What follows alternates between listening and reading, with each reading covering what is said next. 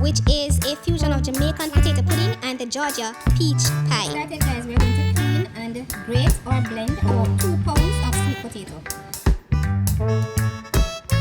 So when you're finished, your sweet potato will look like this after you've either grated or blended it. We're also going to clean and slice about 4 medium-sized peaches.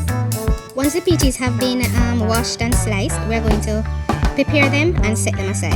From 1 lemon,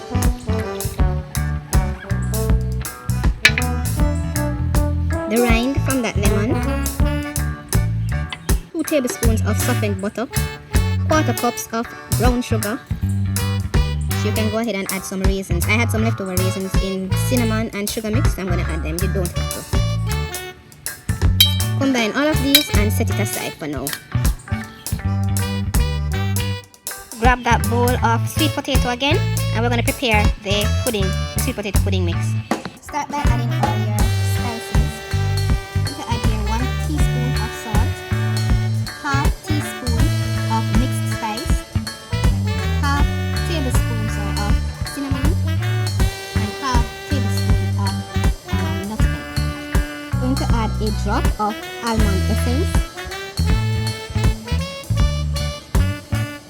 about 3 tablespoons of vanilla essence, a cup of raisins that I have soaked in rum, white rum, overnight. I'm going to add a cup of butter, which is softened, and I'm going to also add a 13-ounce can of coconut milk. I'm going to mix all of these together until they're properly incorporated. I'll add 2 cups of brown sugar. About 1/3 of the peaches from your peach filling to this mixture. Working with American sweet potatoes, which are a little softer than the Jamaican sweet potatoes. We call them yam here. That's not what we call them, but we call them yam here.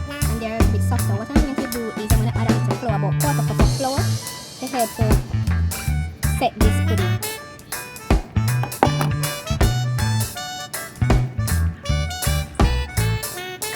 The remaining of your peach filling that we made earlier and place them at the bottom of your pan, whatever pan you're using. You might need more than 1 pan for this, maybe 2 or 3.